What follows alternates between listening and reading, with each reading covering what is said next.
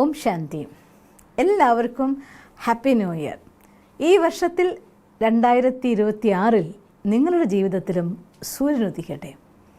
2026 numerology നോക്കിയാൽ 2026 ഒന്നാണ്. 1 സൂര്യൻ്റെ വർഷമാണ്. സൂര്യൻ എങ്ങനെയാണോ ജ്വലിച്ച് നിൽക്കുന്നത് അതുപോലെ ജീവിതത്തിലെ എല്ലാ കാര്യങ്ങളെയും ജ്വലിപ്പിക്കാൻ വേണ്ടിക്കൊണ്ടുള്ള ഉത്തമമായിരിക്കുന്നൊരു വിദ്യയാണ് ജ്ഞാനസൂര്യനുമായി നമ്മൾ കണക്റ്റഡ് ആവുക എന്നുള്ളത്. സൂര്യൻ തിന്മയുടെ അന്തകനുമാണ്, നന്മയുടെ പ്രകാശമാണ്. സൂര്യകിരണങ്ങൾ കൊണ്ട് മനുഷ്യന്മാരുടെ ശരീരത്തിലെ കീടാണുക്കളെ പോലും കൊല്ലാനായിട്ട് സാധിക്കും. ഈ പ്രകൃതിയിലെ കീടാണുക്കളെ നിയന്ത്രിക്കാൻ വേണ്ടതായിട്ടുള്ള ഊർജ സ്രോതസ്സാണ് സൂര്യൻ. അന്ധകാരത്തെ ഇല്ലാതാക്കുന്ന പ്രകാശമാണ് സൂര്യൻ. അതുപോലെ ഈ 2026 നിങ്ങളും ഒന്ന് ശ്രദ്ധിക്കുകയാണെന്നുണ്ടെങ്കിൽ നമ്മുടെ ജീവിതത്തിൽ സൂര്യനെ കൊണ്ടുവരാൻ നമുക്ക് സാധിക്കുക തന്നെ ചെയ്യും. ഒന്നാമത്തെ കാര്യം, ഈ പ്രപഞ്ചം മുഴുവൻ, ഞാൻ ഒരു കവിത ഓർത്തു പോവും, ആരുടെ വരിയാണെന്ന് ഓർക്കുന്നില്ല.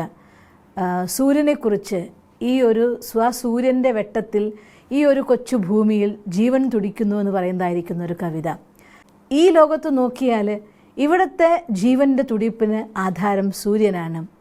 എന്നാൽ ആത്മലോകത്തിൽ നോക്കിയാലും സൂക്ഷ്മ ഊർജത്തിൻ്റെ കണക്കിൽ നോക്കിയാലും ആത്മാവെന്നതായിരിക്കുന്ന മാസ്റ്റർ സൂര്യനെ ജ്വലിപ്പിക്കുന്നതായിരിക്കുന്ന തുടിപ്പാണ് ജ്ഞാനസൂര്യനായ ഭഗവാൻ ഈശ്വരൻ. അതുകൊണ്ട് സൂര്യൻ്റെ സമയത്ത് ഈ 2026 എപ്പോഴാണോ നിങ്ങൾ ജ്ഞാനസൂര്യനെ അറിയുകയും ആ സൂര്യനെ തൻ്റെ ജീവിതത്തിലേക്ക് ആവാഹിക്കുകയും ചെയ്യുന്നത്, അഥവാ ജ്ഞാനസൂര്യൻ്റെ പ്രകാശം കൊണ്ട് തൻ്റെ കർമ്മങ്ങളെ ശുദ്ധവും ശ്രേഷ്ഠവുമാക്കാൻ വേണ്ടി ജീവിക്കാൻ തുടങ്ങുന്നത്, അവിടെ നിങ്ങൾ തൊടുന്നതൊക്കെ പൊന്നാക്കി മാറ്റാൻ നിങ്ങൾക്ക് സാധിക്കും. ജ്ഞാനസൂര്യൻ്റെ ശക്തി ജീവിതത്തിലേക്ക് ആവാഹിക്കാനുള്ളതായിട്ടുള്ള വിദ്യ എന്തെന്നല്ലേ, ആ മഹാൻ വിദ്യയുടെ പേരാണ് രാജയോഗം എന്ന് പറയുന്നത്.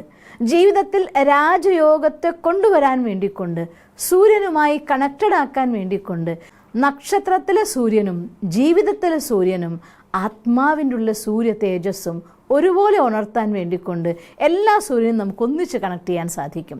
ഒന്നാമത്തെ കാര്യം, പ്രഭാതത്തിൽ ഉണർന്നുകൊണ്ട് ഈ വർഷം മുഴുവൻ ആദ്യം കണി കാണേണ്ടത് ജ്ഞാനസൂര്യനെ.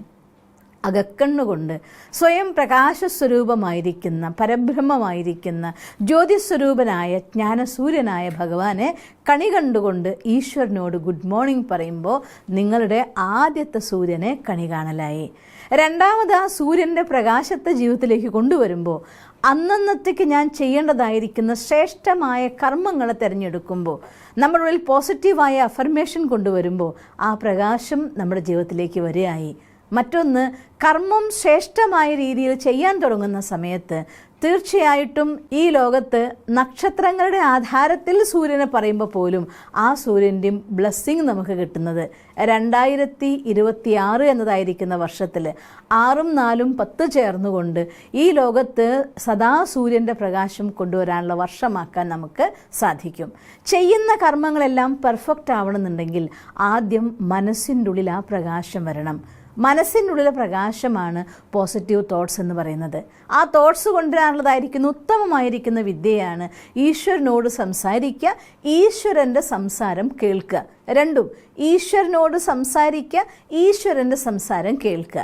ഈശ്വരനോട് സംസാരിക്കുന്നതാണ് ബ്രഹ്മമുഹൂർത്തത്തിൽ എഴുന്നേറ്റുകൊണ്ട് ജ്ഞാനസൂര്യൻ്റെ പ്രകാശത്തെ നമ്മുടെ ജീവിതത്തിലേക്ക് കൊണ്ടുവന്നുകൊണ്ട് നമ്മുടെ കാര്യങ്ങളെല്ലാം ഈശ്വരനോട് പറയുക എന്നുള്ളത്. ഈശ്വരൻ്റെ സംസാരം കേൾക്കുക എന്നുള്ളതാണ് സത്സംഗത്തിലൂടെ പരമാത്മ മഹാവാക്യങ്ങൾ സ്വീകരിച്ചുകൊണ്ട് മനസ്സും ബുദ്ധിയും ക്ലീൻ ആൻഡ് ക്ലിയർ ആക്കിക്കൊണ്ട്, ഒന്ന് ശുദ്ധമാക്കണം, മറ്റൊന്ന് വ്യക്തമാക്കണം. ഒരു കാര്യം ശുദ്ധമാകുമ്പോൾ അതിൽ വ്യക്തത എത്ര കൂടുന്നുണ്ടോ അത്രയും നമ്മുടെ മനസ്സ് പവർഫുള്ളായിട്ട് മാറും.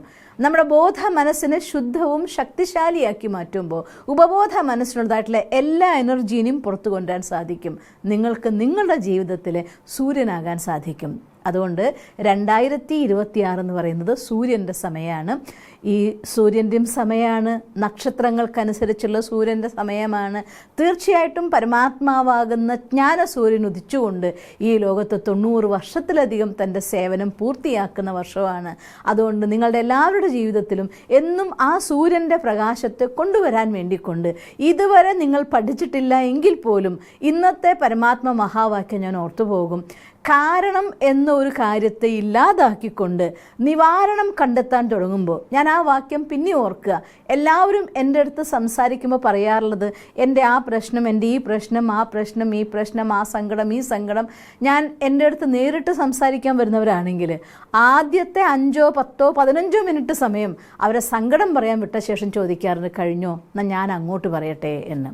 കാരണം നമ്മൾ നമ്മുടെ കാരണത്തിനുള്ളിൽ കറങ്ങിക്കൊണ്ടിരിക്കുന്നിടത്തോളം സമയം ഒരിക്കലും നിവാരണം കാണൂല, നിവാരണത്തെക്കുറിച്ച് ചിന്തിക്കൂല. അപ്പോൾ ഇന്ന് ഭഗവാന്റെ മഹാവാക്യത്തിൽ പറഞ്ഞതാണ്, കാരണം കാണുകയും കാരണത്തെക്കുറിച്ച് ചിന്തിക്കുകയും ചെയ്യുമ്പോൾ ഒരിക്കലും നിങ്ങൾക്ക് നിവാരണത്തിലെത്താൻ സാധ്യമല്ല. നിവാരണത്തെ കാണുകയും നിവാരണത്തെക്കുറിച്ച് ചിന്തിക്കുകയും ചെയ്യുമ്പോൾ കാരണം തന്നെത്താൻ ഇല്ലാതാകുമെന്ന്. ഇത് നമ്മുടെ ഈ 2026 ഒരു മുദ്രാവാക്യമാക്കി നിങ്ങൾ എടുക്കണം. കാരണത്തെ കാണാതെ കാരണത്തെക്കുറിച്ച് ചിന്തിക്കാതിരിക്കുക, നിവാരണത്തെ കാണുക, നിവാരണത്തെക്കുറിച്ച് ചിന്തിക്കുക. എങ്കിൽ നിവാരണങ്ങൾ മാത്രമായിക്കൊണ്ട്, സൊല്യൂഷൻസ് മാത്രമായിക്കൊണ്ട്, പരിഹാരങ്ങളായിക്കൊണ്ട് പ്രശ്നങ്ങൾ വരില്ല എന്ന് പറയാൻ പറ്റില്ല. ലോകം അങ്ങനെ ഒരു അവസ്ഥയിലൂടെ കടന്നു പോയിക്കൊണ്ടിരിക്കുകയാണ്. പക്ഷെ അതിൻ്റെ പ്രഭാവം നമ്മളില്ലാതിരിക്കണമെങ്കിൽ എന്ത് സിറ്റുവേഷൻ വരുമ്പോഴും എങ്ങനെ മറികടക്കണം എന്ന് മാത്രം ചിന്തിക്കുക. ആ ചിന്തകൾ നിങ്ങളുടെ ജീവിതത്തിൽ എന്നും പ്രകാശം നിറഞ്ഞതാക്കി മാറ്റും. ഈശ്വരൻ്റെ മഹാവാക്യം ശക്തിയും ഊർജവും പ്രകാശവുമായിട്ട് കൂടെ വരും. നമ്മുടെ സങ്കല്പം കൊണ്ട് ഭഗവാനുമായിട്ട് കണക്റ്റഡ് ആയിക്കൊണ്ട് ഈശ്വരൻ്റെ ഡയറക്ഷൻ ആകുന്ന കൈകൾ പിടിച്ചുകൊണ്ട് മുന്നോട്ട് പോവുകയാണെങ്കിൽ ജ്ഞാനസൂര്യൻ്റെ പ്രകാശവും ശക്തിയും ആ സഹായത്തിൻ്റെ കൈകളും നിങ്ങളുടെ ജീവിതത്തെ 2026 നിങ്ങൾ എന്തെല്ലാം സ്വപ്നങ്ങൾ കാണുന്നുണ്ടോ, എന്തെല്ലാം ഡ്രീം നിങ്ങൾക്കുണ്ടോ, അതെല്ലാം സഫലാക്കാൻ സഹായിക്കുക തന്നെ ചെയ്യും.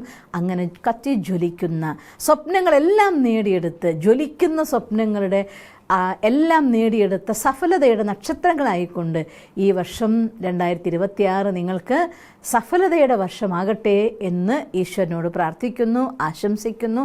എല്ലാവർക്കും ഒരിക്കൽ കൂടി എൻ്റെ ഹൃദയം നിറഞ്ഞ ആശംസകൾ. Happy new year. ഓം ശാന്തി.